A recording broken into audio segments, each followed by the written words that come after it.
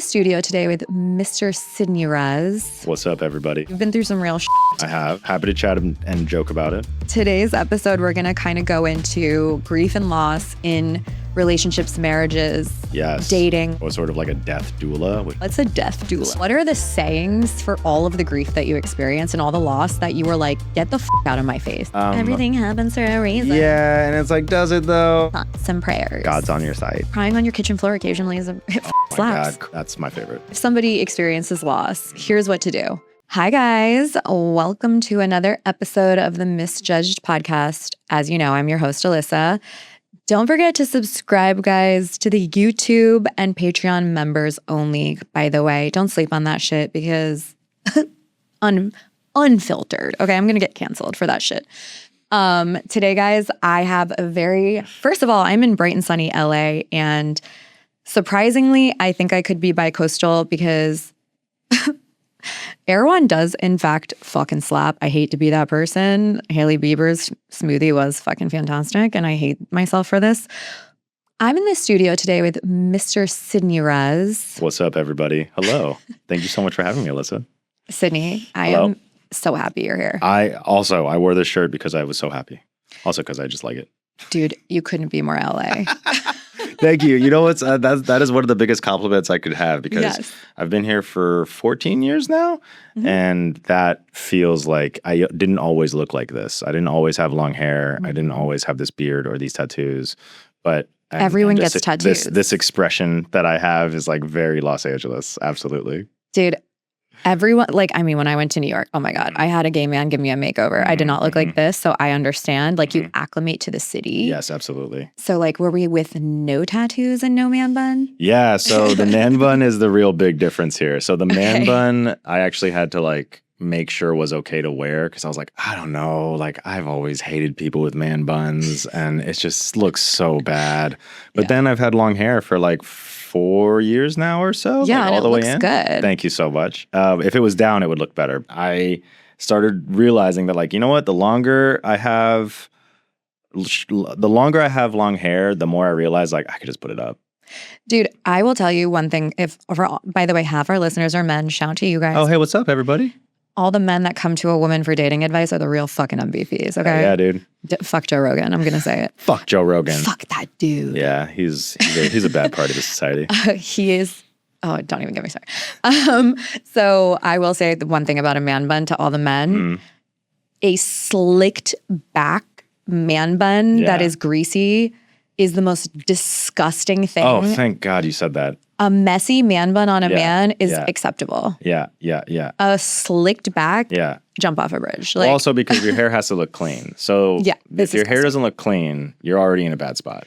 Just wash your hair, guys. If you are a guy that has long hair but still treats it as short hair, you're doing it wrong.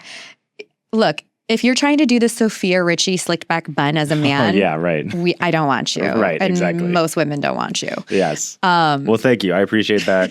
This is a lot of work. I've recently learned how to trim my beard correctly. Yes. Which is great. And then also the long hair, right? Like I figure I know that I have to like redo the bun 3 or 4 times throughout the day now. For a while, I just thought that it was just the one and done. But nope. It's a true habit that I have to keep. Welcome to being a woman. Yes, that's actually what I keep saying. Every time I have like a long hair problem or something, I'm like, oh my God, I'm finally a woman. Yeah. Thank God. Well, guys, today's episode is totally unrelated.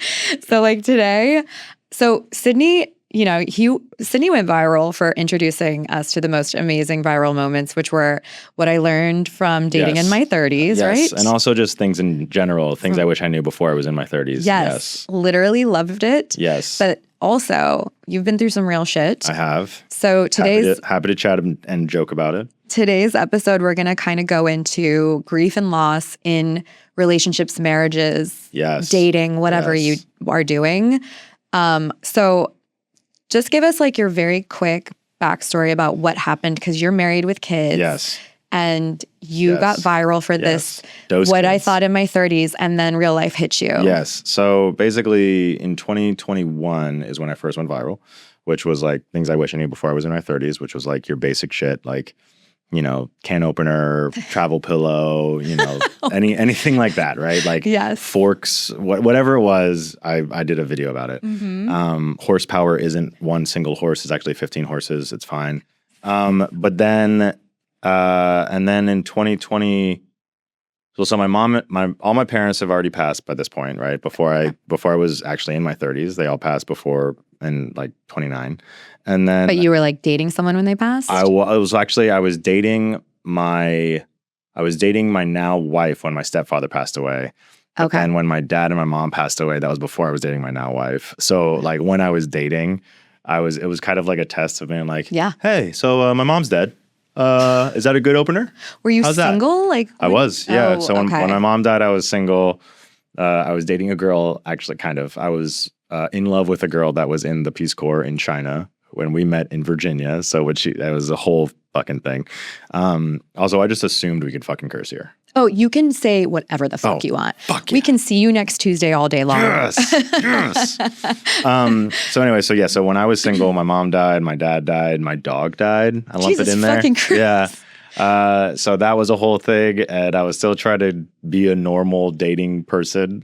Did you take breaks, or were you like from dating? Out? Yeah. Not really. I was going pretty hard. I was drinking a lot. I was experimenting with substances and trying to, I was really like getting more into like the EDM scene out here because like you go to festivals and stuff and it was great.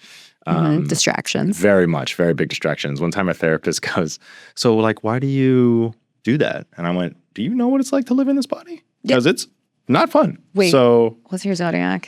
Sag.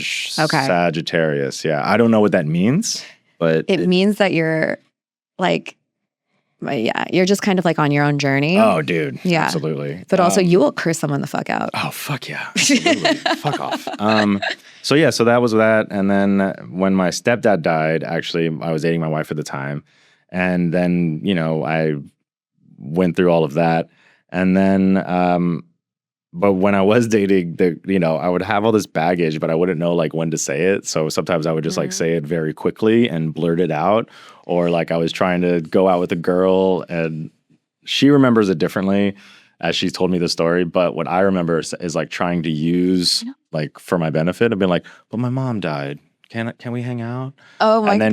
But the way she remembers it, which again, she told me this was like, the way she remembers it is I was a bad person for not saying yes. And I'm like, actually, I was a bad person for using my mom's death like try to hang out, Well, what happened with your wife? And yeah, well, my wife's dad died when 6 months after we got married. Oh, shit. So in that instance, I was sort of like a death doula, which was really helpful. Right? Death doula. Yeah. Okay, so like what's a death doula? So a death doula is someone that guides you through the dying process or your family guiding you through the process, right? So I was really the only one in the room that had like experienced as much death as needed to happen. So I was there. I was helping my mother-in-law feel better about it. I was helping my wife and my brother-in-law and my sister-in-law. Like we were all there and I was like, yeah, this is going to happen like tomorrow. So get hyped. I mean, were you guys were you there for anyone when they actually died? Yeah. Yeah. I was in the room when my mom died. I was in the room when I was in the room when my father-in-law died. So I've heard the death rattle a few times. Dude. I've done all of that. Yeah. I was in the room when my grandmother died. Oh yeah. It's like fucking it's wild. Guys, this isn't going to be super heavy the whole time, but we're going to talk some crazy shit. I mean, we can just talk. Crazy to witness. And it's like the worst sounds. Like, yeah. I wanted my mom to die by the end. Dude. Like, it was awful. I'm like in the room, they removed my grandmother had a stroke and they basically put her in a hospice. Oh my God, my grandmother had a stroke before she died. We're so similar. Dude, strokes are just how you go, fun. I think. Strokes or pneumonia, how you go when you're elderly. Classic death. Fucking death. Oh my God. Pneumonia, number one, right? But like they took the breathing tube out and they were just like letting her slowly die. Yeah, exactly. And she's like gasping for breath. And I'm like, so are we not able to just slip her what we give a dog? Like, what the fuck are we doing? She didn't get any morphine or anything? I mean, guys, she was like, they're doing the Dilaudid, the morphine. It's pretty wild to like It's see them wild. slowly go. Yeah. And so anyway, so I was there for that, and then I think that was one of the reasons why my wife actually fell in love with me, was because I had already been through so much crap, and I was just walking around like giggling. Yes. So it's a real thing. yeah. So I think that's one of the reasons why she was like, you can be so deep. And I'm like, I tricked you. But like, so here we go. love a man that has been through adversity and isn't a little bitch, number one. Sure. And we also like when people are resilient. Sure. It's like they bounce back. Yes. Like, you don't have to be fake or compartmentalized, but like, I cannot tell you how many men I have dated that have never been through fucking anything. I would love to hear about that, because from my God. perspective, it's like, I don't respect them. yeah, how do you not feel things or ask about feelings? That's the big thing for me. It's not even like, for me, it's like, first of all, they don't know how to process feelings. Sure, like, yeah. and they're like so not deep as people. They're so superficial and surface level, and they don't even, it's not even their fault, because like they really have just never experienced anything. Yeah. Like one time I thought I had cancer, and a friend at the time I texted, because they were like gonna do this like whole medical thing to see, and I texted it to her and she didn't reply, and 3 days later she sent me a photo of a toenail that was bleeding and was like, I just had the worst pedicure ever. Ow. Sorry, that sounded painful, but not cancer painful. Yeah, I was like, hold on, let's go back. And she was like, this is your worst day. Yeah, sure. Hi, did you see the message above, bitch? Yeah. But like, She left you on red for 3 days. that was my best friend in high school. Oh, Dead to that's me. nice. Dead to you. That's so nice. But like, when people haven't gone through, especially death, they're like kind of fucking Aspergery about dealing with it. Well, it's also, you don't know how to deal with it, right? Like it's just a very weird thing. Everyone deals with it differently. Yeah. And you high five who you high five. Can I ask? Okay, so Yes, you can. Anything. To camera, anything. you and Kelsey. Yes. Oh my God, you know my wife's name. I do research. Thank you so much. You and Kelsey did experience a Yes, loss. we That's did. how you found out you had like early stage cancer, actually. So like, what the fuck? Yeah, so we went through a pregnancy loss at 6 months to term. Jesus Christ. Yeah, so we delivered her, we held her, we surrendered her. Her name was Delphina.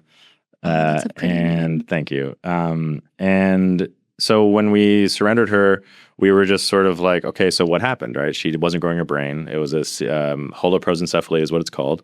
So we found out really late term, and she probably wasn't going to make full term. And if she did make full term, then we would have, had to watch her slowly pass outside of the womb, which would have been horrible. Oh. So when we delivered her and surrendered her, we sent out some of her DNA, and nothing came back for the reason why holoprosencephaly happens. So they couldn't test for that like before? No, well, we should have seen it earlier on scans, but we didn't have the earlier scans because we were road tripping across back from Richmond, Virginia. Okay. So we were like, oh, we'll just get the 20-week scan when we get home back to Los Angeles. Yeah. And Because this was not your first kid. No, it was my second. Yeah. Yeah. So you're like, we've been there, done that. Yeah, exactly. We were like, whatever. We heard a heartbeat. Oh my God, happiness, right? Yeah. And then when her DNA came back with no reason, it did come back with a genetic marker that was a gene deletion, ctNNA1, which is the more hipster version of CDH1, right? Look at me. I have to have the hipster version of the cancer gene, okay? Guys, I bet you can't see him. He's wearing kind of like a pastel-y rainbow shirt with a man bun. And I have the traditional tattoo I got in Richmond, and yes, the pastel-y shirt. I have the tattoos here. I have some more that you can't see.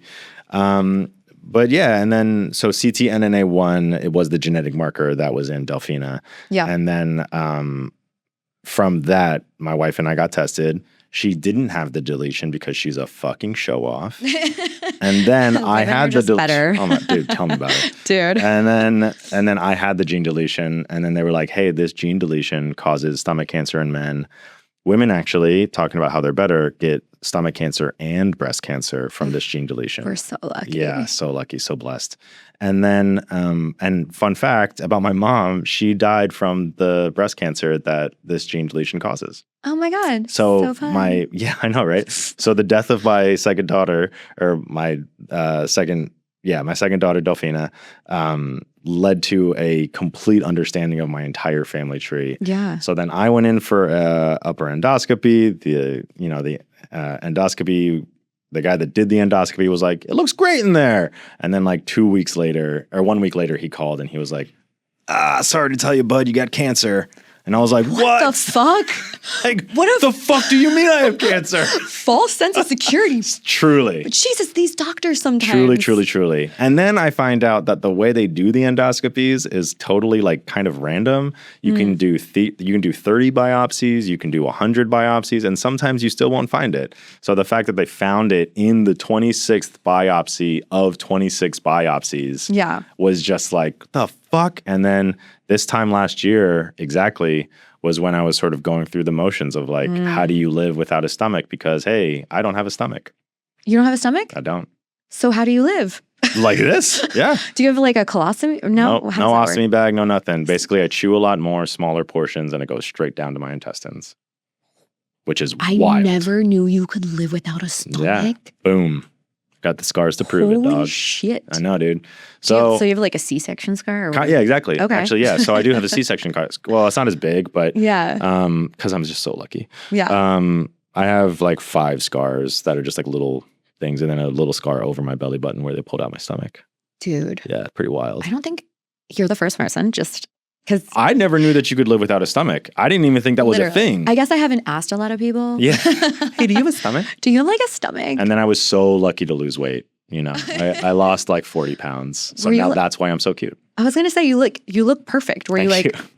I can't even imagine you 40 pounds heavier. Yeah, I was like 200 pounds when I went in because I got so excited about eating food because I was never going to eat that much food again. Like I went to Vegas. Oh yeah. Last time for my stomach in Vegas. Yeah, I went to the Caesars. I did, all of it. And I was just like, this is great. So, okay. So now I don't have cancer, supposedly. Yeah. But I also don't have a stomach. Well, I mean, I guess this is like kind of a stupid question because like you guys couldn't probably deal with it because you were so busy dealing with that right after. But like when your baby passed, did it impact our relationship at all? Like, were you guys a little like testy? Well, what's funny is that we tried. So my first daughter was 2 at the time, and then so we were like, okay, let's like, hopefully we can just like create a fun environment for her, like aunties and, friends coming over and everything. And then after a while, we were just like, oh, vibes were off. Not good in the house. Yeah. And, it did affect our relationship, but I have been successfully in couples therapy since before my first daughter was born. Like I went into couples therapy with my wife before my first daughter was born because I knew that like we had to be more okay before we did the big thing. And then right after when we lost Delphina, it was one of those things where it was like, oh, we like really have to be in therapy. And it was a lot. My wife started going back to therapy. I went back to therapy after we had another miscarriage, after we lost Delphina, because it just sort of like cracked my brain of like, oh, I'm not okay. Yeah. And then it was testy, but like, since I've been through so much before my wife and I got married or started dating, I tend to think that we're a little bit better at it. But like, yeah, there's a lot of confrontation and we just had to get through it. I mean, with counseling. But yes. Oh my gosh. Okay, guys. So I love therapy. If there are any boys or men listening, go to fucking therapy. Don't be that guy. No, but get a good therapist. Yeah. Shop around. There's a lot of them. There's a lot of bad ones. A lot of them accept insurance. You just have to do it yourself. Yeah, do the homework. Yeah. So I'm going to just explain because I know, but other people don't because nobody knows how to like, think critically sometimes. Sure, yeah. It's like really going extinct. It's really tough. Yeah. So the stages of grief, guys, are the first one is denial. Fun. Where you're just kind of like, I'm good. Oh my God, that one hit me like a fucking ton of bricks. I'm like, I'm the strongest bitch in town. Literally, denial is not always dramatic, but like sometimes it's like answering emails your life. You go through all of these with cancer too, by the way. Yes, 100%. This 100%. Is the stages of getting cancer. Like, unfortunately, way too many people that have had it, died from it, survived from it. Anger is the second one. That's a you fun just one. start to get angry at everybody around you. I was a usually I drink at this stage. Yeah, men handle anger differently than women. Or smoke a lot more. I mean, like, I'll just fight you. The third one is like, okay, so this one I think a lot of people don't understand. It's called bargaining. I did that with cancer, yeah. It's like the what if I caught it earlier, like what if like, it was a freak accident, somebody passed, or and like, what if I did things differently kind of thing, just thinking like sometimes almost like the survivor guilt. Yeah. So the fourth one is when you actually finally start to experience sadness or depression. Kind of goes hand in hand, if I'm being so honest. And the fifth one is acceptance. So some people handle these really differently. I would say most people, it's probably like, it could be up to a full year of just dealing with 2 them. years, actually. Really? Yeah. So that's something my therapist said to me 2 weeks ago, was like, I'm still in the early stages of grief of losing my stomach. Really? And I'm still in the early stages of grief of losing my daughter. Wait, So, when did this happen? last year. I got my stomach removed July 3rd. Oh my God, so it's not even been a year. Yeah, no. Oh, so this is new. Yeah. Soup's new. You're doing great, babe. Oh, thanks. You're doing I really fantastic. appreciate that. I really appreciate that. Guys, when he walked in the studio today, I was like, light of my life. Like, came in so happy. I'm like, really, let's fucking do this. Like, this is how you got to be to survive the hard shit. I try. It is one of those things where I'm like, listen, my stepfather, or my father-in-law before he passed at my bachelor party goes, you got to laugh, because he had been through a lot too. And I was like, yeah, respect. Thanks, Joey. Were you guys very close? We were really getting there before he died. He actually died of bile duct cancer too. And it was just one of those things where we sort of just had this respect for each other, in construction projects, at home DIY. We were just really into each other, and everyone would go to sleep and we would still be like sawing shit or whatever. So yeah. I mean, so I will share. So just so that you're not the only one sharing. Ooh, please. I will make you feel better. Yes. So I abruptly lost my grandma, and we were not close, but like I was 21 and I got Wait, you're not? I think, yeah. She's an elder. So I was 21 and I was just chilling at Penn State, living my best life, drinking Everclear, doing the healthy things. Well, I just saw something where when you pour like an electrolyte packet into your vodka drink, and it makes your digestion go wild, and you just like, it feels real bad. What the fuck? Anyway, sorry. I used to mix it with V8 Splash because I wanted vitamins, and I was literally the dumbest. So I'm chilling in college, and me and my grandmother had she was really, really, really religious, and I loved to press her buttons. So it was like but I had respect for her. So I get the call that she's like basically dying, and my mom's like, don't worry about it. And I'm like, no. So I drop everything, drive there. And it was a situation where I was close with my grandfather, though. We were very close. And he handled her death so poorly. I ended up staying and taking care of him for like three weeks. I helped plan the funeral. I was like the adult. Sure. Because my aunt and him were like devastated. Yeah. And so I witnessed the 5 stages with them because I was so busy like rising to the occasion that I was just like taking care of things. And they were like, my aunt threatened the life of another family member who was getting a little too close for comfort and bossing around what we were doing with the funeral. Like she literally threatened her life. People handle grief real. Death especially is like, people get real weird around death. People get real mean, it was crazy. Clingy. It's a difficult time for a lot of people. My biggest pet peeve with death is when the one person in the room who was like not close with that person all of a sudden becomes the main character. Oh yeah, absolutely. Because they took care of them the most at the end. Like, shut the fuck up. That person hated you. Like, you know what I mean? Like, I would see that. I experienced a lot of death in high school because like there was like a curse at my high school where like 3 people would die every year. Jesus. Yeah, and it was like car crashes, suicide, whatever. Suicide, whatever. But like you would see, like I would see like people die, and it's like I didn't know them personally, and I'd witness everybody all of a sudden being like, I'm gonna go to their like you don't even fucking know that person. Yeah. What the fuck are you doing? Go back to class.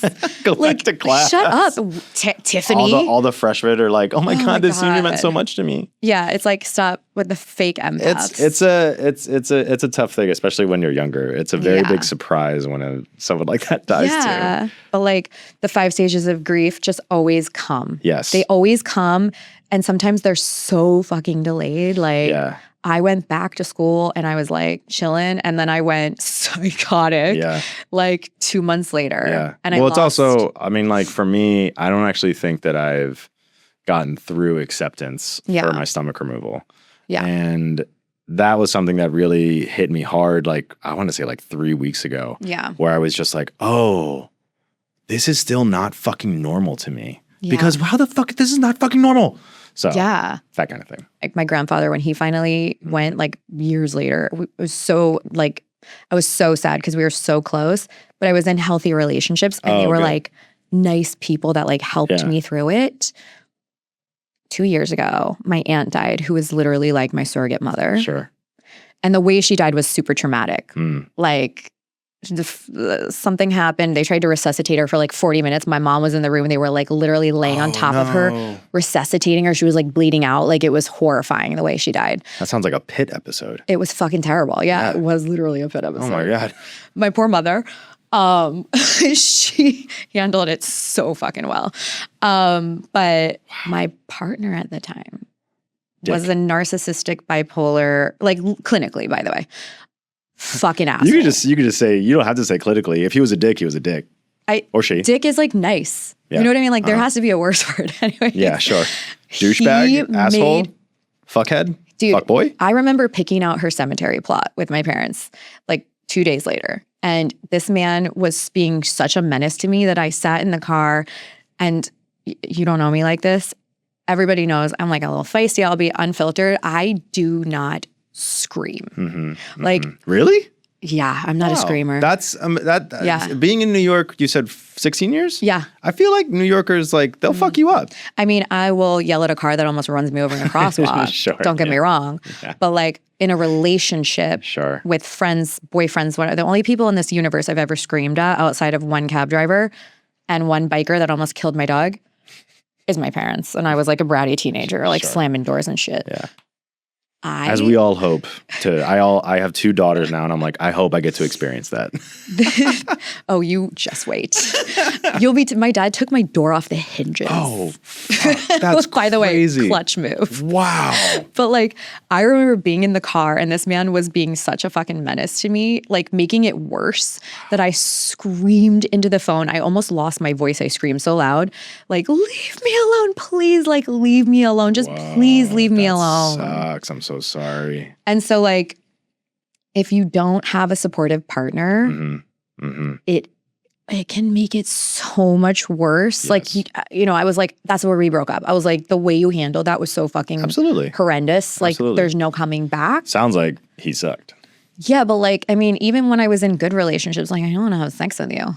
Okay, all right. You know what I mean? Like, I'm with the person that was mean to you, or just in general, if they don't have any emotional standard. Like 2 days after you hold your grandmother as she's dying, you're like, I'm not in the mood though. Yeah, right. And he's just being like, come on. Yeah, or it's the other way and you're just like, okay, anything to distract. Let's go crazy. Sure.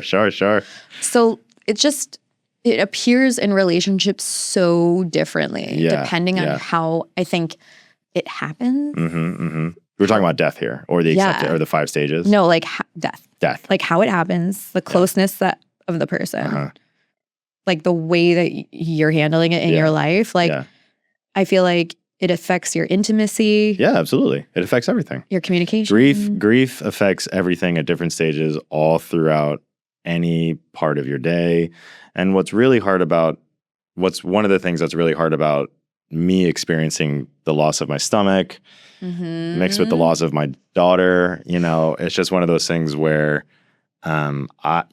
for when you think about grief, you think about grief with someone dying, but I am experiencing the grief of the loss of really a whole lot at the same time. Before I had my stomach removed, right? I can't just shovel things in my face like a garbage disposal anymore, right? Like I have to think about all these things. Like I have to think about starches and proteins and like fibers and, you know, all of these things now, which is not something I thought about before I got stomach cancer. Guns at the camera. But now I'm going through it and I'm like, oh, I'm a walking change. I'm a walking pile of grief. Yeah. So every time I eat food, I'm swallowing grief. I am forced to explain to myself and my internal organs and my brain, hey, we don't eat the way we used to anymore. We don't drink water the way we used to anymore, which is so fucked. But that's it. Did it like impact your relationship? I mean, obviously the miscarriage, but like, fuck yeah. Oh my God. Did it make you like less horny? No, like what? Well, like what? Did it make well, you were looking at me was like, did you like, I mean, was it good? Like what was it good for you? No. Did it I mean, were you guys ever on the verge of like, maybe we need to take a break because it was just very tough? Definitely not. No, that's great. My wife and I tried to break up with her one time. Before you were married? Before we were married. Okay. she was like, no. Yeah, literally. She literally said no. So I picked her up from the airport after she got back from this trip. And we had been dating probably for like 3 months or so. And she got back from this trip. And we all had like a friendship house, right? So friends lived at this apartment. We would all go over there. She moved into that apartment. That's how we met. We didn't date for a year or so. And then we started dating after a while. And she, so she got back from this trip and she warned me, she goes, Sid, I am needy and unreasonable. And I was like, come on. No, you're not. You're fine. And then she went on this trip and when she got back, after calling me so many times and trying to like just converse. Yeah, women love that. Yeah, like normal shit, right? Like that's like just call me and text me and everything. And that was super weird to me because I hadn't really done this in a while. And so I picked her up at the airport. We were driving back and we were in the parking space that I found. And I was like, I think I want to break up with you. Like vibes were off in the car. But was she looking out the window like a dog? She was staring at me. But she was like, what is wrong in this car right now? What is happening? And then I said that to her. But it was Game of Thrones night, so everyone was over at the apartment. And she goes, what are you going to do? You're going to break up with me and then we're just going to walk in this house? No, we're not breaking up right now. And I was like, okay. And then we got married. Oh my God. You know what? It's so funny. That's not the first time I've heard a story. Yeah. I mean, I think that men, especially men that have not attached themselves to their emotions, get really scared when someone like really converses and attaches. So they run away. Well, so here's my question to you, because I experienced this so fucking strongly. Okay. With all you went through. Yeah. With your friends. Okay. Which friends dropped? Okay, so first, we'll get to that. First, I'm going to ask, like, what are the sayings for all of the grief that you experienced and all the loss that you were like, get the fuck out of my face? Because, like, I can tell you real quick what pissed me off. I think that one of the biggest, when someone doesn't know what to say, they usually go with, I'm so sorry. Yeah. And I'm like, what? I don't know what that fucking does. Yeah. Or like, everything happens for a reason. Yeah, and it's like, does it though? First of all, I've never wanted to be violent than when someone said that to me. Everything happens for a reason. Oh, like what exactly is the reason? Like, would you say that to someone whose child died of cancer? Yeah, exactly. And you're like, does everything happen for a reason? No. Usually, and now, so when someone dies and I see something horrible happen, I do not sugarcoat it. I'm just like, yeah, this fucking sucks, bro. Yes. Literally. It's gonna suck. It sucks and it doesn't change. It always sucks. Dude, that's the only thing I wanted to hear when people were like, I don't even have anything to say because it just fucking sucks and it's gonna suck. Well, when I found out I had cancer, one of my good friends, my best friend right now, we go out for a drink and I was like offering to pay for my drink or whatever. He goes, hey Sid, I can pay for your drink. You have cancer. I was like, fair enough. Yeah. Thanks so much. Yeah. Appreciate that. So that kind of thing. I will say, so I did some research because I was like, I wanted to know what are the things that like people wanted to hear the least and what they would want to hear instead. Sure. Because I think a lot of people, like I said, who have never had adversity, they don't know what the fuck to say. And it's genuine. Oh, or you're going to be fine.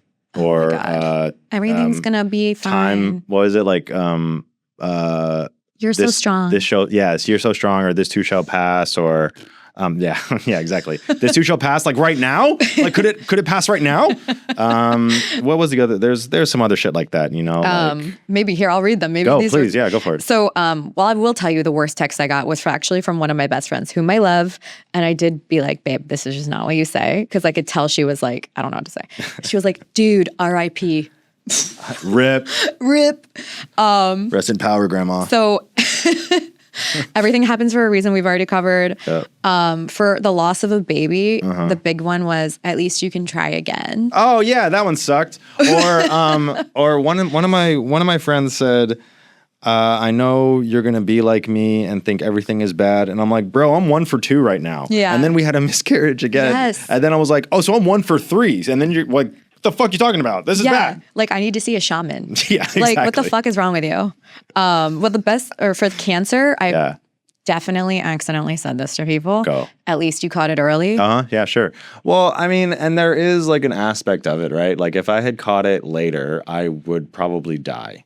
Yes. And that is bad. So if I... So, I mean, it's like medium bad. Yeah, it's like medium bad, you know? And then that to me was like, I am happy that I caught it early. Or like when my, you know, like in a way, your daughter dying was how you found it. So really, she gave you life. And I'm like, but I really would like the timeline where that didn't happen. Yeah, like none of it. That would be sick. Yeah. If I had a stomach and my daughter Delphina, that would be dope. Like, but could this happen to a member of the Trump family? What? What? You know what I mean? Like, what? You know what I mean? Like, that's crazy. Oh my God. But yeah, no, I think people just don't know what to say. And I always mean well. So like when people would say dumb shit to me, I'd be like, I wouldn't be upset because some of my friends in my life are no longer in my life because they said things that were so fucked up that I was like, and scene. Like, so here's a great example. Right before my aunt died. And that was like, we were so close that was really the hardest thing for me because it was like abrupt. I had a friend who lives in LA. And she was the worst. Well, she was the best until this happened. So 2 weeks before. Until she moved to LA. Well, she was in a tumultuous relationship that I'd been like a part of. And I was also in my tumultuous relationship. We're audio messaging. We're being girls. We're kikiing.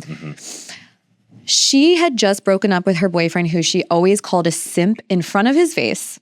She was like, not nice to this man. They finally break up. She's like, he's cheated on me. I'm like, let's slash his tires. Like, I'm being a girl's girl, you know? Yeah, wow. I'm sending her texts every day, like, you good? Was he a cuck too? Was he a simp cuck? Or She was so fucking mean to this dude. And like, at one point I did check her because I'm like, well, you know, if you call him a simp all the time, is he the love of your life, dude? Like, you got to be a little bit like aware. Yeah.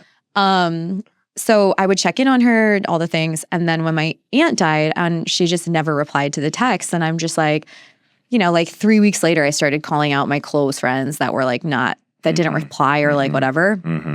And she was like, you're being so needy. Just because I was That's like, what she said? Yeah. What? Yeah. It was a text, guys, this long. If you're not looking, it was like 3 paragraphs. By the way, I'm a Gemini. I skim that shit because it's usually not nice. Yeah. And it started with, you're being so needy, because I was just like, hey, it hurt me that you didn't reply. Yeah. So she was like, you're being so needy. I'm going through being cheated on, which is way harder to deal with than your aunt dying. Yeah, absolutely. And then she went on more tangents about how it was like more devastating. And I was like, you're a piece of shit. And I blocked her. Like, is she unblocked now or is she still blocked? She'll die blocked. Fuck yeah. Yeah, and PPS, because I am a girl's girl, but I am a bitch to a bitch, I did become friends with her ex-boyfriend. Oh, sure, yeah, absolutely. He reached out to me to say he was sorry. Oh, so he's compassionate. Yeah, and I was like, you're not a piece of shit, I He guess. sounds like a simp, and simps aren't bad. No. Right? You know what simp stands for? Sympathetic. Yes, exactly. Is that what it stands for, actually? Yeah. I don't know.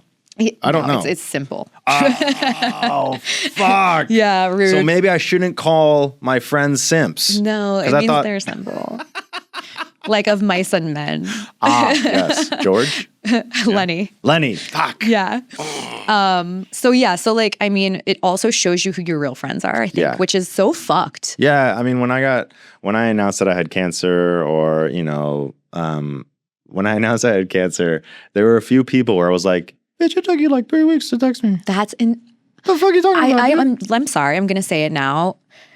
Don't hesitate. If you don't know what to say, just say I'm sorry. I'd rather hear that than silence. I'd rather get a message than no message. Yes. Yeah, send me a fucking meme. Yeah, send me a meme. Actually, one of my favorite responses. Oh my god, my buddy Alan. I put it up on stories or something, and then he calls me, the first person to call me. We love it. And he goes, "Hey man, really hope the cancer doesn't get you first because I still want to do it." And I'm like, fucking awesome. Yes. Like, that is the energy I need, right? Like, and he and he and I still text. Like, sometimes we'll just be like, today's the day. Yeah. I'm gonna get you. It's on site. Dude, it was incredible. It was the best way to call me about it. And like, it was amazing. Yeah. Dude, one of my friends was like, you want a margarita? Yeah. Best response. Yes, please. Thank you so much. Margarita and guac? Oh my God. Fuck yeah. They have good margaritas and guac in New York? Oh, no? Yes. I will say, guys, I just had the best donut of my life this morning out here. Here? Sidecar. is fucking amazing. And it was hot, Krispy Kreme. Oh my God. Yeah, fuck Krispy Kreme. The food out here. It rips, right? It's so good. Mid. Whoa! I haven't had any Mexican though. And I need to have the Mexican. So the Mexican food's real good. Yes. I would not, going to a taco truck is a big step. And I had never had horchata before I moved out here. Amazing. So good. But I will say that if you, I can give you some recs after where you are. But yeah, I have hit a taco truck out here and I can confirm. They're fucking fantastic. Incredible, right? Get the radishes, do the whole thing, man. Fantastic. Yeah. Well, that was when I used to eat meat. So I'm on a, fish taco journey now. Sure. But Italian out here. Italians, you have to find a good deli. They're actually, we got a new spot called Giammatta's, which, oh my God, they're so good. Actually, you can get it. I'm sorry, I'll tell you that later. So, all right, guys, you know my ADHD. We always find the parking spot. I took the Ritalin before I got here. I took mushroom gummies to focus today. Go on. And I think they're working. Sweet. Well done. I bought them for $100 at Erewhon. Oh, right. You know what's fun? I still have not been to Erewhon. Oh. I just can't. I just haven't done it yet. Dude, I did this thing where I got these little packs of mushroom gummies and I bought 2 and I'm checking out with my liver dose because I'm like, yes, gotta do it. It went in LA. And it's like $80. And I'm like, and I did that thing where I was like, play it cool, bitch. Like, don't tell them to put 1 pack of the gummies back. Why are they $40? They're so small. Like, and I'm like just shaking and like, do my credit Here's card. My card. And I'm like, oh, this is the Erewhon everyone's been talking about. Because like my smoothie was only $10. I'm like, Manhattan prices, whatever. Yeah. Anyways, circling back. ADD parking spot. Well, so with the friends. Yes. Like, what was, outside of someone telling you they wanted to kill you on site, what's like the greatest thing that you, or like what were the things that you had friends do, like other than not reply? Like, did they say fucked up things or no? I mean, I think weird. You mean like negative things? Yeah. Because it's so surprising. Yeah. Again, like that douche boyfriend you had. It was something where it was like they just avoided it. Like when my mom died, I came back to Los Angeles and I was hanging out with my friends at the time, and it was just like a normal day, and I was just sort of like, so no one's gonna say anything. Yeah. Like I like walked in the door and they were just like stone faced, like nothing to talk about it. Yeah. So that was kind of fucked up. I'm not friends with some of those people anymore.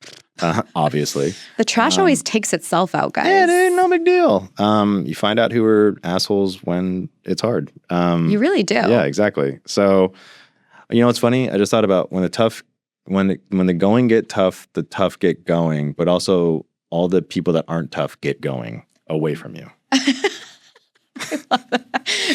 And then they go away. And then they're gone.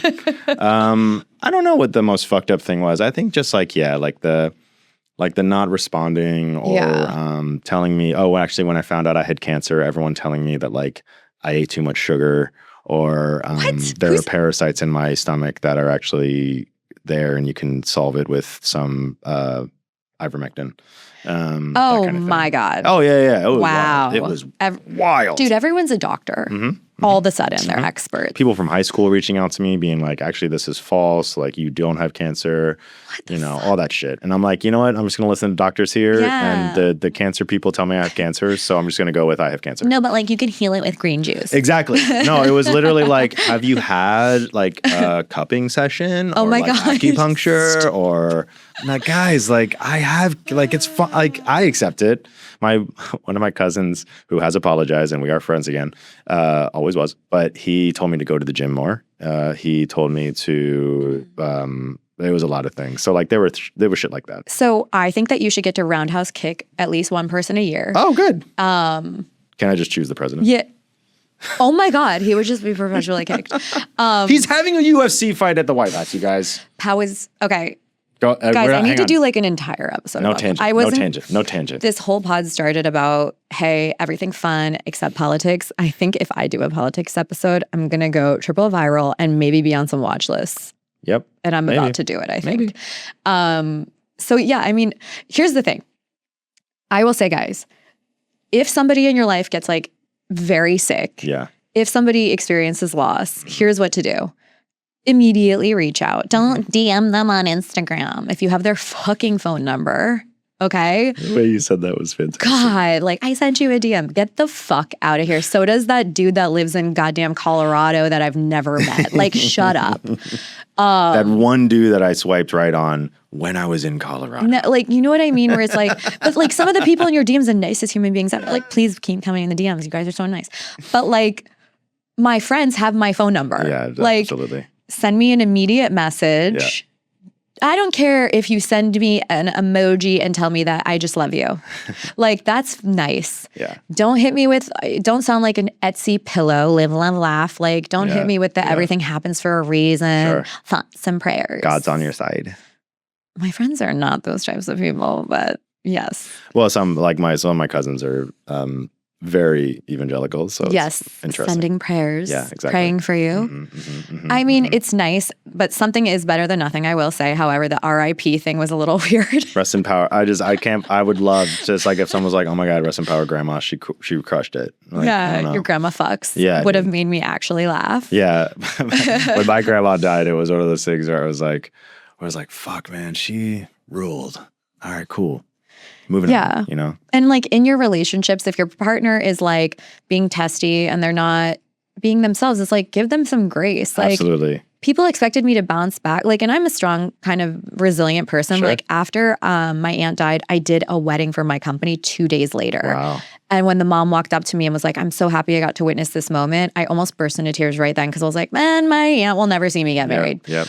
Or have a kid, and that's all she wanted. Yep. So like, people are compartmentalizing. They're going through a lot. They're going back to work. They're trying to be normal. Yeah. So like sometimes they're suppressing it. Just give them grace. Like it can take a whole year. Yeah. Oh, absolutely. I mean, my mother never met my daughters. My father-in-law will never meet my daughters. And it's a hard thing, and also it comes back in moments where you don't think to. So yes, especially in those first, I would say 4 to 6 months. Yeah. Like it's rough. It is rough. Dude, even because your brain is getting used to a new reality, which doesn't exist before someone dies. There was random moments where I would get off a Zoom with clients and I would just fucking bawl. Oh yeah, I was crying in the car yesterday. It was awesome. After the dentist. Oh my God. No, because they probably just said something they didn't even realize and you just kind of lose it. Oh yeah. I mean, that's the other thing. I was crying in the car. I think I was when I was coming back from my surgery, I was crying in the car and I was just uncontrollably crying and my wife was driving and I was just like, is this how you fucking feel all the time? What the fuck? She's like, yeah, you're a real woman now. Oh my God, dude. Especially with pregnancy and hormones and for her after the loss, her body's oh my gosh, she was going through it. Absolutely. That, yeah. I mean, I respect anything that she's going through.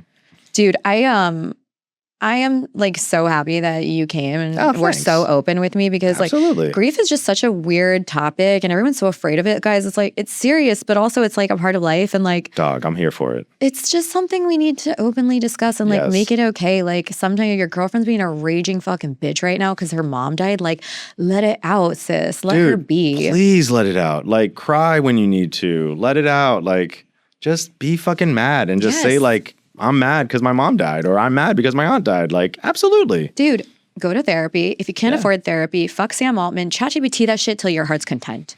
Just talk to somebody. Talk to somebody. Don't fall in love with the robot, though, because the robot probably will not reciprocate. You know what? Probably. I've had moments where I'm my schedule's just so rough and working with therapists on it's just sometimes the one you liked, their schedule's so hard. So what I started to do, which I definitely encourage, is I started to do this because I'm not a journaling kind of girl, all right? This isn't a wellness pod. Yeah, sure. I don't meditate. I can't turn my brain off. I can't do yoga.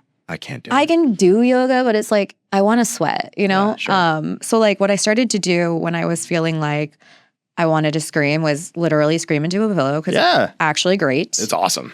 And I would voice memo how I'm feeling today and why, and just maybe a little tears, and then I would feel better. Yeah, that's a really good way to do it, actually. I never thought about that. Sometimes you just gotta vent. Yeah, absolutely. Even if it's to yourself. Because then you can listen to it and be okay. But also crying on your kitchen floor occasionally it fucking slaps. God, crying on your kitchen floor fucking rules. Dude, the cold slabs on your ass. Oh my God. It just like, you're just there and you're just like in the, like, especially if you get the corner between the cabinets where they meet and then you're just like weeping up. Oh my God. Yeah. That's my favorite. Dude, order the ice cream and just fucking cry. Order the fucking ice cream. Yeah, but like it's gonna be a thing where like it's gonna hit you for years. I mean, like what's your ice cream of choice for grief in New York? I don't know. Oh, mint chip. Mint chip is the best ice cream there is. It's like a pick me up because it feels refreshing, but also I'm crying and I feel like shit, and it makes me feel refreshed. Feels so good. But like, I mean, I'm like 2 years deep, and my aunt's birthday just passed in February, and I was so depressed that day. I was still working and doing stuff, but I was like, I feel shitty. Yeah, absolutely. I especially when someone close to you dies, I said something really annoying the other day. I was like, I would say the first 5 years are the hardest. Yes. And then after that, it feels more normal. Yeah. So, hey, good luck. I mean, it'll come and go, but it will get better, but it also will not get fucking better. It'll just get longer in between when it's not good. 100%. I couldn't have said it better, dude. I'm so happy that you came and are so open. And how are you feeling now? I'm good. I'm dissociating a little bit, but that might be because the Ritalin is wearing off. Oh, dude, the post-ADHD Ritalin like wear off, you just kind of... I've like stared into the abyss for like 20 minutes before. I've never said that on the podcast. Sorry. It's wild. Yeah, it's a wild thing. We're just like, oh no, the noises are coming back. Yes. Okay. I'm like, is this what it's like to be schizophrenic? Like, no, have you ever just sat and been like, I have so much to do? Oh, absolutely. And you're just like, sit still. Paralysis. Administrative paralysis. Yeah. Thank you for having me. Seriously, this has been great. Where can everybody find you? You can find me everywhere on the internet at Sidney Raz, SIDNEYRAZ, or Z if you're everywhere else. Okay. And I'm posting up on YouTube. I got a channel launch pretty soon. Okay. And I'm always on the internet, so come say hi. All right, guys. Don't forget to tell your friends, tell your enemies, like, subscribe. Bye, guys.